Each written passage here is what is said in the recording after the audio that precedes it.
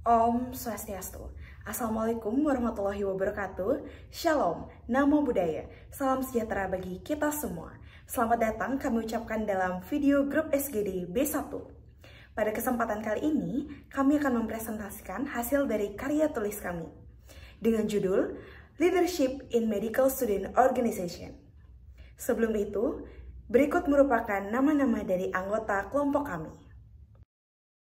Adapun hal-hal yang akan dibahas dalam video kali ini, yang pertama yaitu bab 1 pendahuluan, yang meliputi latar belakang, rumusan masalah, tujuan penulisan, serta manfaat penulisan. Dilanjutkan dengan bab 2, yaitu tinjauan pustaka. Kemudian dilanjutkan dengan bab 3, yang meliputi simpulan dan saran. Kepemimpinan merupakan sebuah proses dan bukan sifat kepribadian dari seseorang. Kepemimpinan banyak memiliki penafsiran dan diumpamakan sebagai sifat yang ingin menjadi nomor satu. Namun, sebenarnya kepemimpinan merupakan kemampuan seseorang dalam memotivasi, menginspirasi, dan dapat menghasilkan kolaborasi.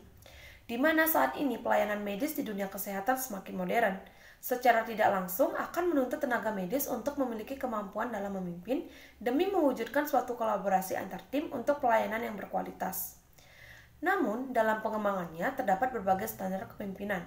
Adanya perbedaan standar ini menyebabkan kualitas kepemimpinan yang bervariasi dan juga berimbas pada pelayanan kesehatan. Terlepas dari profesinya, seorang dokter memiliki peran utama dalam tim pelayanan kesehatan dan bertanggung jawab atas hasil perawatan pasien. Selain itu, seorang dokter juga harus memiliki kemampuan untuk berkomunikasi, berpikir kritis, dan mampu mentransfer ilmunya kepada masyarakat. Hal ini menyebabkan adanya reformasi, dengan memberikan pendidikan kepemimpinan mahasiswa kedokteran dengan harapan mampu mengembangkan keterampilannya dalam menghadapi dan menyelesaikan konflik, belajar berbagai skill kepemimpinan, bertanggung jawab atas tugasnya masing-masing, mampu berdiskusi dan berkolaborasi, sehingga menunjukkan bahwa sistem pendidikan kedokteran telah mengimplementasikan cara yang efektif untuk melatih mahasiswa kedokteran menjadi dokter dengan skill kepemimpinan yang mumpuni di masa depan. Adapun rumusan masalah dari topik student project ini adalah yang pertama, apa definisi kepemimpinan? Yang kedua, apa saja 6 macam karakteristik kepemimpinan menurut Daniel G? Yang ketiga, bagaimana tipe kepemimpinan yang ideal? Yang keempat, mengapa mahasiswa kedokteran perlu untuk mempelajari skill leadership melalui organisasi? Dan yang terakhir adalah bagaimana cara untuk meningkatkan skill leadership ini sebagai mahasiswa kedokteran. Adapun tujuan penulisan dari student project ini adalah yang pertama, untuk mengetahui definisi dari kepemimpinan. Yang kedua adalah untuk mengetahui karakteristik 6 kepemimpinan menurut Daniel G. Yang ketiga adalah untuk mengetahui tipe ideal kepemimpinan bagi mahasiswa kedokteran. Yang keempat adalah untuk mengetahui pentingnya mempelajari skill leadership bagi mahasiswa kedokteran melalui organisasi. Dan yang terakhir adalah cara meningkatkan skill leadership bagi mahasiswa kedokteran. Nah, adapun manfaat dari penulisan student project ini adalah yang pertama, memberikan pengetahuan kepada mahasiswa kedokteran mengenai kepemimpinan. Yang kedua adalah memberikan pemahaman kepada mahasiswa kedokteran terkait 6 karakteristik kepemimpinan menurut Daniel G. Yang ketiga adalah memberikan pemahaman mengenai tipe kepemimpinan yang ideal, dan memahami alasan pentingnya mahasiswa kedokteran mempelajari skill leadership melalui organisasi. Dan yang terakhir adalah memberikan pengetahuan kepada mahasiswa kedokteran untuk dapat mengetahui cara meningkatkan skill leadership-nya. Kepemimpinan memiliki beda arti bagi setiap individunya. Ada yang memandang bahwa pemimpin harus memiliki sikap yang tegas dan commanding.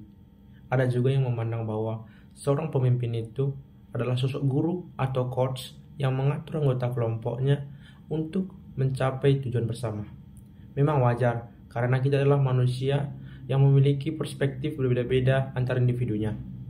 Namun, secara umum, pengertian kepemimpinan adalah seorang pemimpin yang mampu mengatur kelompoknya dengan baik dan mampu membuat keputusan terbaik untuk mencapai goals bersama atau tujuan bersama.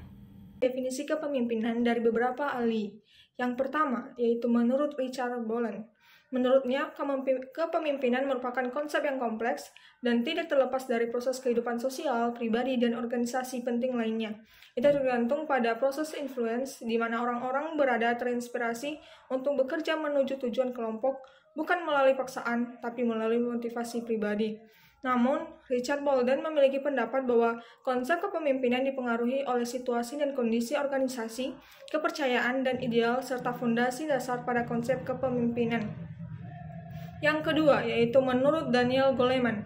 Berdasarkan opini Daniel Goleman, seorang pemimpin memiliki sifat yang terbuka dan visi yang jelas ke depannya. Seorang pemimpin juga harus memiliki skill emosional, intelligence yang terdiri dari kesadaran diri, pengaturan diri, motivasi, empati, dan keterampilan sosial. Baik, terima kasih. Sekarang saya akan menjelaskan beberapa karakter kepemimpinan menurut Daniel Goleman. Yang pertama yaitu pemimpin memerintah atau coercive. Karakter pemimpin ini biasanya digunakan pada waktu situasi darurat yang memiliki tujuan untuk menjaga ketenangan dan fokus setiap individu. Yang kedua, kita memiliki pemimpin otoriter atau authority. Pemimpin yang memiliki karakter ini dipandang sebagai seorang visioner. Intinya, pemimpin memberikan tujuan dari kelompoknya mereka, tetapi setiap individu memiliki kebebasan untuk menentukan cara mereka dalam mencapai tujuan tersebut. Yang ketiga, kita memiliki pemimpin afiliatif yang bertugas untuk menjamin workspace yang mereka buat aman dan nyaman bagi anggotanya. Nah, karakteristik selanjutnya yaitu demokratik, di mana pemimpin memberikan kesempatan kepada anggotanya untuk menyuarakan pendapat dan juga opini mereka. Pendapat dan opini tersebut tentunya akan memberikan pengaruh terhadap keputusan akhir yang akan dibuat oleh pemimpin tersebut. Kemudian, karakteristik selanjutnya yaitu pace setting atau pemimpin penentu momentum, di mana karakteristik pemimpin ini yaitu pemimpin sebagai role model yang akan menjadi inspirasi dan juga memberikan motivasi terhadap anggotanya. Nah, kekurangan dari gaya kepemimpinan ini yaitu ketika pemimpin melakukan hal yang salah, maka anggotanya pun akan melakukan hal yang salah. Namun sebaliknya, jika pemimpin dapat menjadi contoh yang baik, maka anggotanya pun dapat melakukan hal yang sama. Karena pada prinsipnya karakteristik ini adalah pemimpin adalah seseorang yang dapat ditiru dan juga digugu. Kemudian, karakteristik yang terakhir yaitu coaching atau pemimpin pelatihan, di mana pemimpin akan berfokus pada pengembangan dari pribadi masing-masing anggotanya. Pemimpin dan anggota akan bekerja sama untuk mengembangkan diri mereka dan memperbaiki kekurangan diri mereka masing-masing, sehingga dapat menjadi versi yang lebih baik dari diri mereka masing-masing. Bagaimana pemimpin yang ideal? Menurut Kamus Besar Bahasa Indonesia, ideal berarti sangat sesuai dengan yang diciptakan atau diangan-angankan atau dikehendaki. Menurut Yuli Artini dan Pramita 2022, pemimpin yang ideal setidaknya memiliki 8 karakter ini. Yang pertama, cerdas.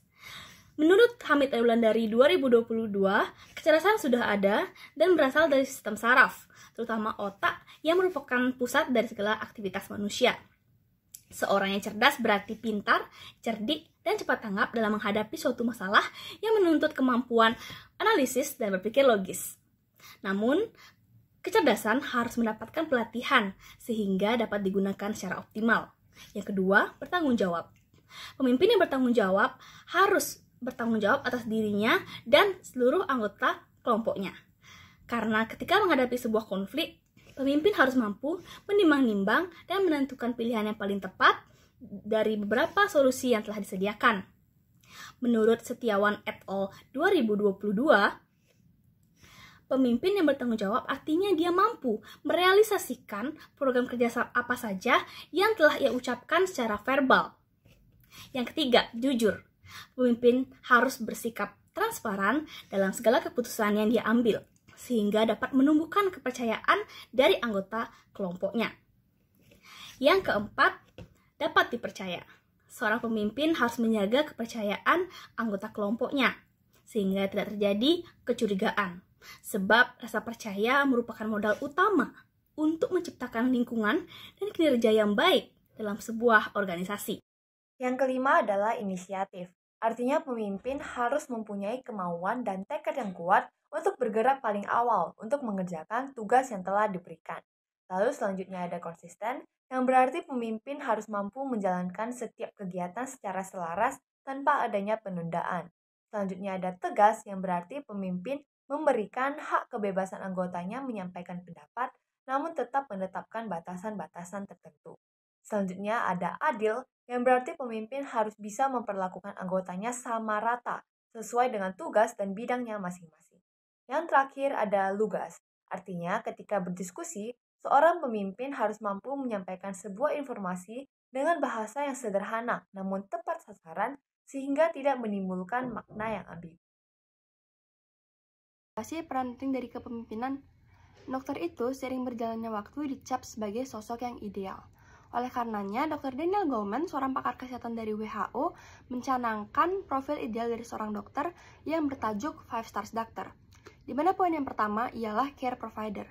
Dokter harus memberikan perawatan serta pengobatan baik dari segi mental, fisik, hingga sosial yang maksimal, optimal, serta berkualitas tinggi. Upaya-upaya perawatan yang diberikan dokter bisa berupa upaya preventif, kuratif, hingga rehabilitatif. Kemudian yang kedua yaitu decision maker. Dokter itu selayaknya seorang pemimpin yang nantinya akan membuat berbagai keputusan. Keputusan yang dibuat haruslah bersifat objektif serta merupakan keputusan yang terbaik pada situasi dan kondisi saat itu. Dan perlu digarisbawahi bahwa keputusan yang dibuat juga harus sesuai dengan standar pelayanan kesehatan yang ada. Baik, poin selanjutnya adalah communicator. Komunikasi efektif merupakan kunci dari pelayanan kesehatan yang optimal. Sudah menjadi tugas seorang dokter untuk membuat komunikasi yang baik kepada pasien, agar kita sebagai dokter bisa membujuk pasien untuk mengubah gaya hidupnya menjadi gaya hidup yang lebih baik melalui pendidikan kesehatan dan juga advokasi yang efektif. Poin selanjutnya adalah manajer. Skill manager diperlukan oleh para dokter untuk bekerja secara perseorangan maupun dalam tim maupun organisasi. Hal tersebut memungkinkan adanya pertukaran informasi yang optimal antara kita dengan tenaga medis ketika bekerja dalam sebuah tim. Dan poin yang terakhir adalah community leader. Dokter sebagai pemimpin harus mampu mendapat kepercayaan dari masyarakat sekitar, serta mampu berinisiatif guna memenuhi kebutuhan kesehatan masyarakat. Diperlukan kemampuan memahami faktor-faktor penentu kesehatan yang melekat dalam lingkungan fisik dan sosial suatu masyarakat serta menghargai luasnya setiap risiko kesehatan yang ada. Maka dari itu, leadership skill perlu kita asah sedari dini, yaitu sejak kita menjadi mahasiswa kedokteran. Setiap mahasiswa kedokteran wajib untuk memiliki skill leadership, yang dimana terdapat beberapa cara dalam mengembangkan skill tersebut. Yang pertama yaitu dengan pembelajaran mandiri, seperti membaca buku, dan yang kedua yaitu melalui pelatihan kepemimpinan dari orang lain, seperti konseling dan seminar. Dan juga terdapat beberapa cara dalam meningkatkan skill leadership kita. Yang pertama yaitu melalui student organization, yang dimana pembentukan sikap profesi tidak bisa kita dapatkan melalui lecturing saja. Jadi, dibutuhkannya organisasi untuk diikuti bagi tiap mahasiswa. Dan nantinya dalam organisasi kita akan berinteraksi dengan rekan yang memiliki beragam latar belakang, dan secara tidak langsung itu akan melatih kemampuan berkomunikasi kita. Organisasi juga dapat menjadi sarana untuk menyalurkan aspirasi mahasiswa. Dan dalam organisasi kita akan mendapatkan pengalaman yang tidak bisa kita dapatkan di dalam kelas saja. Yang kedua adalah disiplin diri atau self-discipline. Disiplin diri atau self-discipline merupakan suatu kegiatan untuk mengerahkan upaya dan energi seseorang agar tetap fokus dalam mencapai tujuan penting. Dengan adanya self-discipline ini, seorang pemimpin dapat mengatasi tekanan dan stres yang dapat mengakibatkan hilangnya kepercayaan diri. Apabila seorang pemimpin kehilangan kepercayaan diri, pemimpin tersebut akan tidak dihormati ataupun disegani oleh anggotanya. Seorang pemimpin harus memiliki disiplin diri dalam semua bidang. Seperti contohnya, sebagai seorang mahasiswa, harus bisa mengatur kehidupan pribadi dan juga kegiatan kampus. Yang terakhir yaitu mentoring. Untuk meningkatkan leadership skill, seorang dapat melakukan mentoring dari mentor yang lebih berpengalaman, sehingga dapat mengembangkan kemampuan seseorang melalui bimbingan, pembinaan, dan dukungan secara emosional. Dalam proses mentoring, perlu adanya hubungan yang ideal secara emosional, kolaboratif, dan timbal balik antara mentor dengan mentee. Pada kegiatan mentoring, seorang mentor memberikan pengetahuan, nasihat, serta dukungan dalam meningkatkan kemampuan mahasiswa bimbingannya sebagai seorang pemimpin ataupun seorang anggota. Tentunya, dalam meningkatkan kemampuan kepemimpinan, setiap individu memiliki cara dan jangka waktu yang berbeda.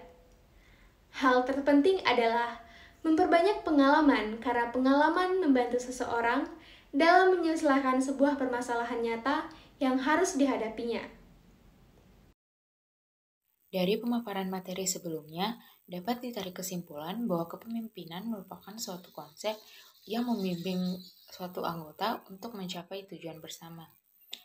Terlepas dari beragam karakter kepemimpinan yang telah dikemukakan oleh Daniel G., seorang pemimpin yang ideal layaknya memiliki sikap cerdas, bertanggung jawab, inisiatif, konsisten, dapat dipercaya, tegas, dan lugas.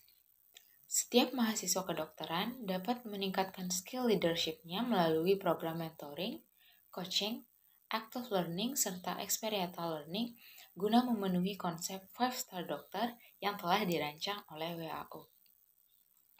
Untuk saran yang dapat kami tawarkan yaitu, yang pertama, pemerintah dapat melakukan kegiatan mentoring dalam skala yang besar. Yang kedua, seluruh fakultas kedokteran di setiap universitas dapat melakukan kegiatan pelatihan kepemimpinan terutama kepada mahasiswa baru. Dan yang terakhir, yaitu setiap mahasiswa kedokteran dapat meningkatkan skill leadership-nya melalui fasilitas-fasilitas yang telah disediakan sebelumnya. Demikianlah video presentasi dari kelompok B1. Kami memohon maaf apabila terdapat kesalahan maupun kekurangan. Akhir kata kami tutup dengan para musanti. Om Santi Santi Santi Om. Wassalamualaikum warahmatullahi wabarakatuh. Shalom, Namo Buddhaya, salam sejahtera bagi kita semua.